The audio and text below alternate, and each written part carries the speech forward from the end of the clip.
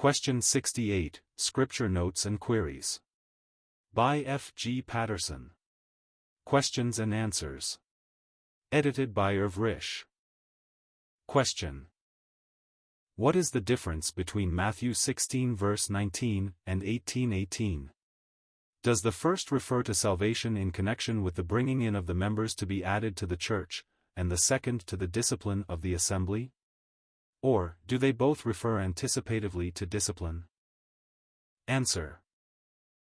The first refers to the administration committed personally to Peter, with reference to the kingdom of the heavens. The second to disciples 2 or 3 gathered together in Christ's name, and connected with the assembly, and valid at any time for 2 or 3 thus gathered. In both cases it is, whatsoever, thus not referring solely to persons, though slightly differing in form of expression.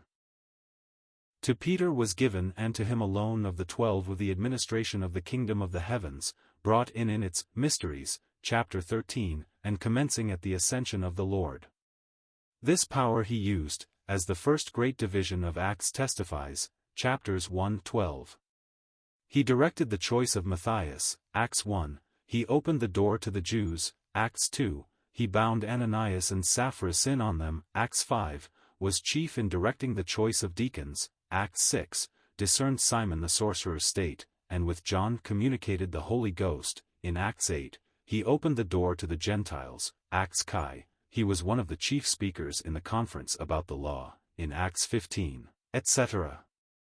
Whatsoever he did under heaven's authority, heaven ratified, though Peter did not do all heaven did for all that. This authority and commission was given to none of the apostles but him, and it ended in him. This administration was continued to none. The passage in Matthew 18 verse 18, is authority to the assembly, and applicable to any assembly which Scripture authorizes, though consisting of only 2 or 3. It is continued to such.